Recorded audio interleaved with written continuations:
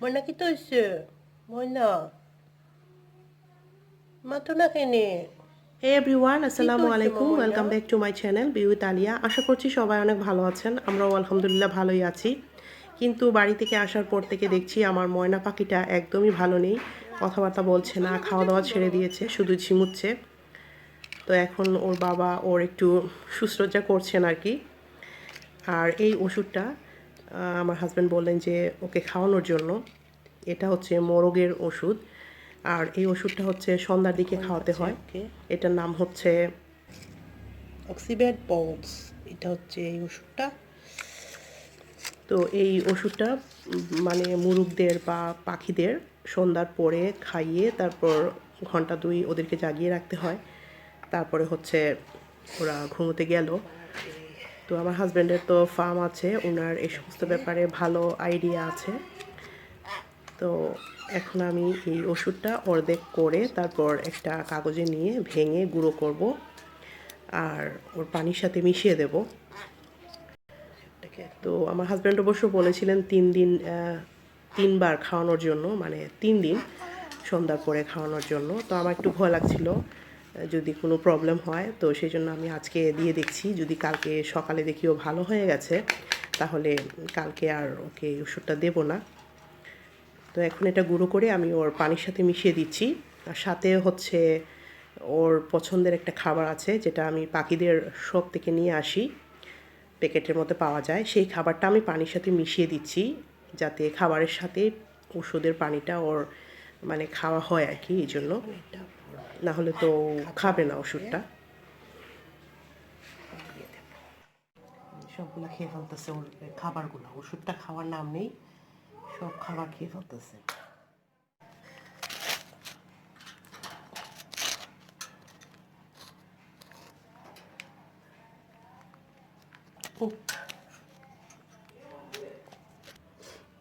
কি মজা করে খাচ্ছে দেখো।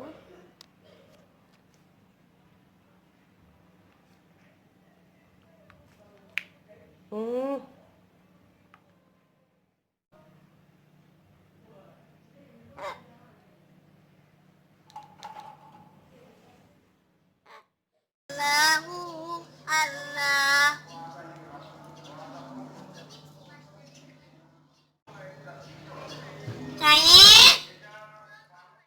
সবার মতো কণ্ঠ দিতে পারে ময়না।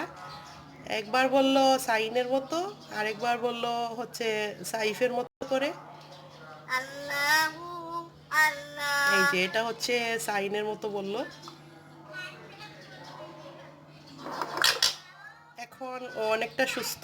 এখন রোদের মধ্যে দিয়েছি সকালবেলা। গতকাল রাতেও ওষুধ খেয়েছে, আজকে সকাল থেকে একটু ভালো লাগছে।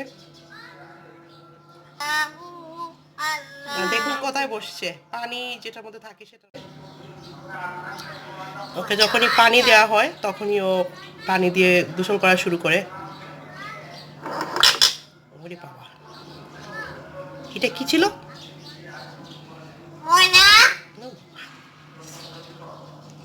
আর কি পারো বলো?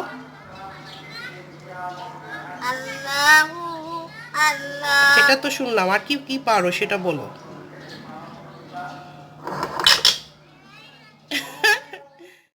এখন আজকের ব্লগে চলে আসছি। এখন বাজে সকাল 6:30। আমরা ফজরের নামাজ পড়ে তারপর বেরিয়ে পড়েছি। আজকে আমরা হোটেলে ব্রেকফাস্ট করব। আমি বেশ কিছুদিন থেকে হোটেলের ব্রেকফাস্টগুলো মিস করছি, পরোটা, ডিম ভাজা, তারপর হচ্ছে চা। তো গতকাল রাতে আমার হাজব্যান্ডকে বললাম, তো উনি বললো যে আজকে সকালে আমরা চলে যাব, গিয়ে তারপর হচ্ছে ব্রেকফাস্ট করে আসব। তো আমি ভেবেছিলাম যে আমি আর আমার হাজব্যান্ড শুধু যাব, কিন্তু বাচ্চারা সেই প্ল্যানটা শুনে গেছে। তো এখন আর কিছু করার নেই, বাচ্চারা উঠে গেছে সকাল সকাল, ওদেরকে নিয়ে আমরা সবাই মিলে এখন হোটেলে ব্রেকফাস্ট করতে যাচ্ছি। তো সকাল সকাল এখানে অনেক ট্রাফিক ছিল, তো ভাবলাম কি হয়েছে, পরে শুনলাম যে আমাদের সিলেটের হজরত শাহজালাল রাদিয়াল্লাহু আনহুর মাজার জিয়ারত করার জন্য বিভিন্ন ডিস্ট্রিক্ট থেকে যে লোকজন আসেন, ওনারা হয়তো সকাল সকাল এখানে এসে নেমেছেন, যে কারণে একটু ক্রাউড হয়ে গেছে এই এলাকাটা। তো এখন আমরা জিন্দাবাজার এলাকায় চলে আসছি। তো লকডাউনের কারণে আসলে কোথাও সেভাবে বেড়াতে যাওয়া হচ্ছে না, বা কোনো রেস্টুরেন্ট হোটেলে খাওয়াও হচ্ছে না সেভাবে। যে কারণে আমি হোটেলের খাবার অনেক মিস করছি। তাছাড়া দেখা যায় যে প্রতি বছরই আমরা যখন সিলেট থেকে ঢাকা বা চিটাগংয়ে বেড়াতে যাই তখন সকালবেলা ব্রেকফাস্ট করার জন্য হোটেলগুলোতে যখন খেতে যাই তখন ওখানকার ডিম, তারপর হচ্ছে পরোটা, ভেজিটেবল মিক্স থাকে, বুটের ডাল থাকে, চা থাকে, যেগুলো খেতে আমার অনেক ভালো লাগে। তো এখানে আমরা চলে আসছি। তো এসে সেই সকালবেলার সেই আমেজটা, খাবারের যে গন্ধটা, তারপর ফ্লেভার সব কিছু পেয়ে আমি একদম খুশি হয়ে গেলাম যে দেখা যাক আজকের সকালটা। আর ওদের এই হোটেলে এত সকালবেলাও কিন্তু অনেক ক্রাউড থাকে। দেখা যায় যে আমরা আসার আগেই অনেক খাবার দাবার শেষ হয়ে গিয়েছে, এত ক্রাউড এখানে থাকে। আর ওদের খাবারের মানও অনেক ভালো, আর প্রাইসগুলোও যথেষ্ট রিজনেবল। বিভিন্ন অঞ্চলের ডিস্ট্রিক্টের লোকজন এসে এখানে খাওয়া দাওয়া করেন এবং অনেক প্রশংসা করেন। তো আমার হাজব্যান্ড পোলাও নিয়েছেন, সাইফও সেম, আর সাইনের জন্য খিচুড়ি আনা হয়েছে। আমার পরোটা চলে আসছে, এখন আমি ডিম ভাজার জন্য ওয়েট করছি।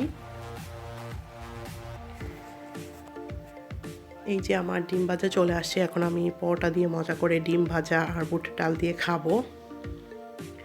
ওদিকে সাইন একদমই খেতে পারছে না, সকাল সকাল ঘুম থেকে উঠে ও এমনিতেই খেতে পারে না, তারপর বেশি সকালে আজকে উঠে পড়েছে, এখন একদমই খেতে পারছে না। ওর একটু শরীর খারাপ লাগছে, বলছে যে ওর একটু বমি বমি ভাব হচ্ছে। তো আমি বললাম যে তুমি দেখো কতটুকু খেতে পারো।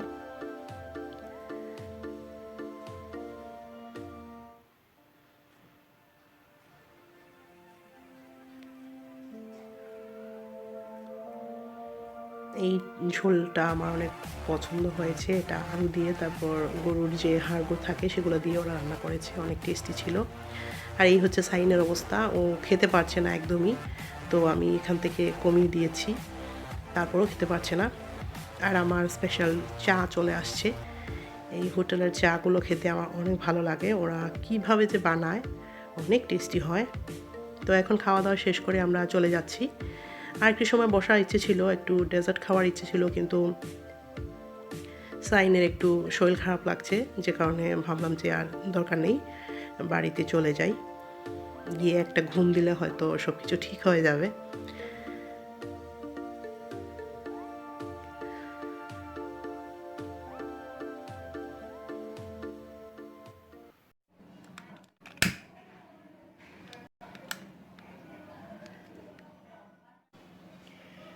তো আমি এখন একটা রেসিপি তৈরি করছি। আমি এখন ডিমের যে কুকিজ থাকে সেটা বানাবো। তো এটাকে আপনারা ডিম পিঠাও বলতে পারেন, এটা অনেকেই তৈরি করেন। তো আমি আমার মতো করে একটা রেসিপি তৈরি করছি। তো সেই জন্য আমি এখানে কুসুম সহ রুম টেম্পারেচারে 2টা ডিম নিয়ে নিয়েছি। এখন আমি এর মধ্যে হাফ কাপ পরিমাণ চিনি দিয়ে দেবো, দিচ্ছি পুরোটাই দিয়ে দিলাম। এখন চিনিটা ডিমের সাথে ভালো করে হুইক্স দিয়ে মিক্স করব। এটা কিন্তু আমরা ইচ্ছে করলে কাঁটা চামচ দিয়েও বিট করতে পারি, তো আমি হুইক্স দিয়েই করছি। এখন আমি এর মধ্যে অল্প একটু ঘি বা বাটার দেব। আমার কাছে ঘি আছে, আমি এখানে 2 চা চামচ ঘি দিয়ে দিচ্ছি। তো আমি এখানে 2 চা চামচ পরিমাণ ঘিটা দিয়ে দিচ্ছি।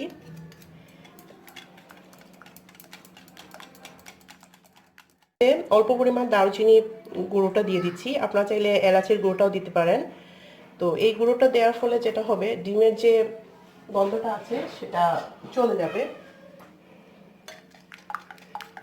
মিক্স করে নিলাম।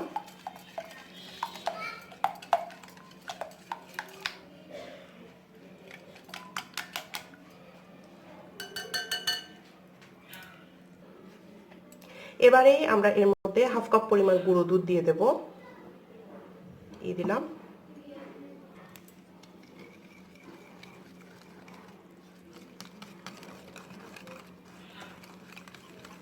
এখানে কিন্তু লিকুইড দুধটা দিলে হবে না, এখানে গুঁড়ো দুধটাই আমাদের ইউজ করতে হবে। তো এখন আমি এটা ভালো করে মিক্স করে নিচ্ছি। এবারে আমাকে কিন্তু হাত দিয়ে এটা মাখতে হবে, কারণ আমি এখন ময়দাটা ব্যবহার করব।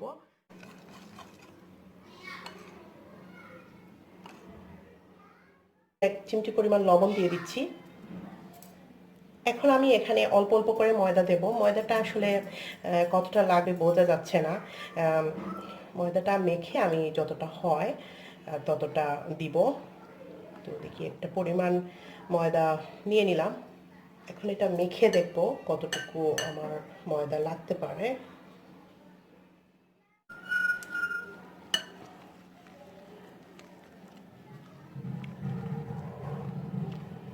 মনে হচ্ছে আর একটু ময়দা লাগবে। আমার ময়দা দেওয়া শেষ। এখন আমি এটাকে ভালো করে মেখে নিচ্ছি যতটুকু আমার। হাতটা ধুয়ে হাতের মধ্যে একটু বাটার নিয়ে নিয়েছি, নিয়ে এখন এটাকে মেখে নিচ্ছি। তাহলে যেটা হবে, এটা যে স্টিকিনেসের জন্য হাতের মধ্যে কম লাগবে। তো আমি আবারও এটার মধ্যে একটু ঘি লাগিয়ে তারপর এটাকে ঢেকে রেখে দেবো রেস্টে কিছুক্ষণ।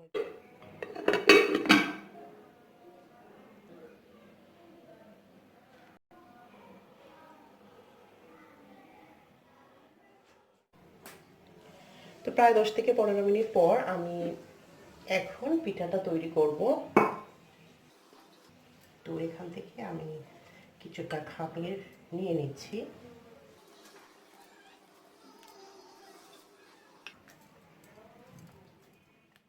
তারপর একটু ময়দা দিয়ে তারপর রুটি বেলার মতো করে আমি এটা বেলে নেব।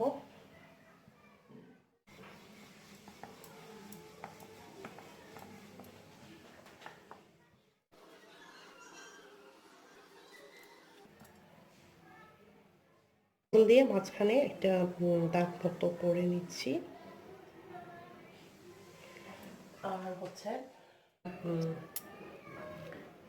ছোট কাঁটা চামচ দিয়ে এভাবে দাগ কেটে নিব।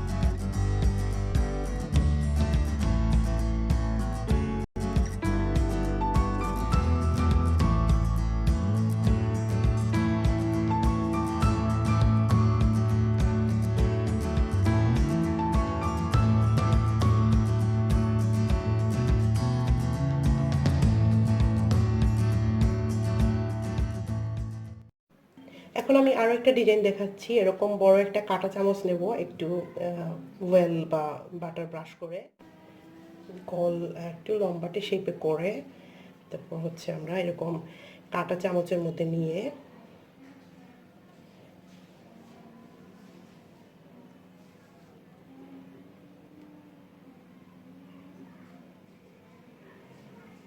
এরকম করে ফেললেই কিন্তু একটা সুন্দর ডিজাইন চলে আসলো। ডুবো তেলে ভেজে নেব, সেই জন্য বেশ খানিকটা তেল এখানে নিয়ে নিচ্ছি। ওকে, ব্যাস। তো তেলটা গরম হয়ে যাওয়ার পরে আমি এখন একটা একটু করে পিঠাগুলো এখানে দিয়ে দেব। বিসমিল্লাহ।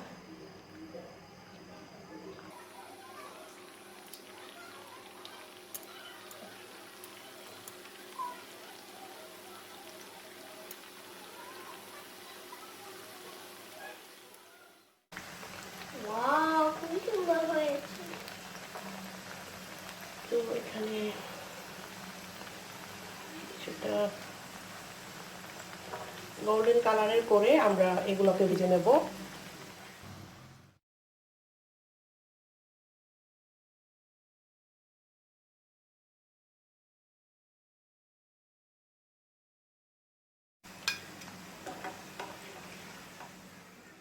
বাকি যেগুলো ছিল কাঁটা চামচ দিয়ে যেগুলো করেছিলাম ডিজাইন, সেগুলো এখন দিয়ে দিচ্ছি।